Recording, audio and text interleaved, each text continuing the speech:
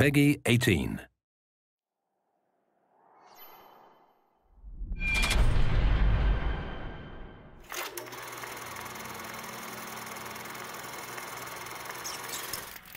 When you think about Bioshock Infinite's characters, in Bioshock 1, I think the biggest character in the world was actually the world of Rapture. And I think with Infinite, we're continuing that tradition as well, that there's a lot of narrative told in the world, and very much probably on the same scale as there was with Bioshock 1.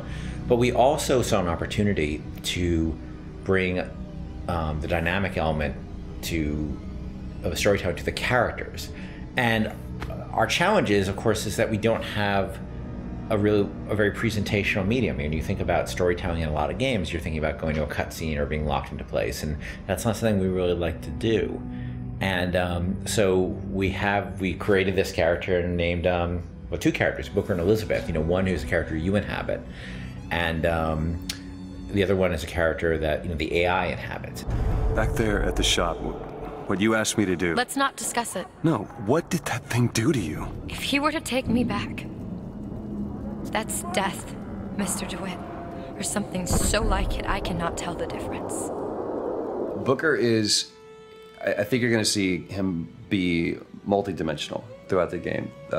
Starts off very, very simple, and if you know history at all, he's a former Pinkerton agent, which those were bad guys. Bad guys feared the Pinkertons.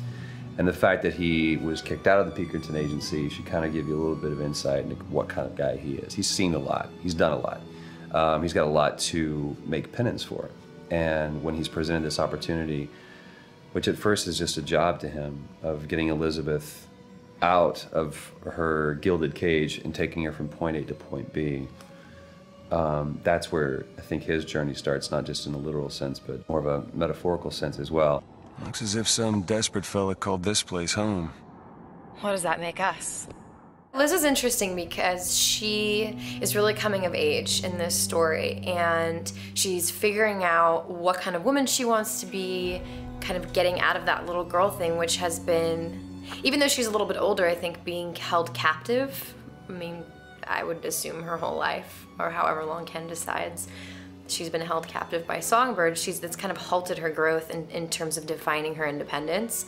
So she's figuring that out, and she's very sweet, very compassionate, and also very headstrong, which I like that about her. He's in pain. Not for long. I need you to step back. Wait, there's a tear.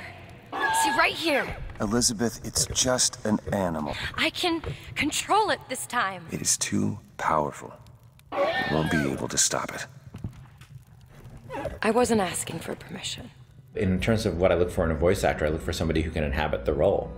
And sometimes they'll bring something to the role that I had no idea, and I'll change the role. With both of them, I think I saw people who sort of inhabited the basics of what I saw in the character, but they were also very good at taking direction. They're very good at responding to feedback, and that's what I mean more. That it's less direction and more feedback, because a lot of times I don't even know what I want, and I'm just sort of saying, let's try in this area, and they're very open to that, and they're really generous in the process, and that's been incredibly helpful.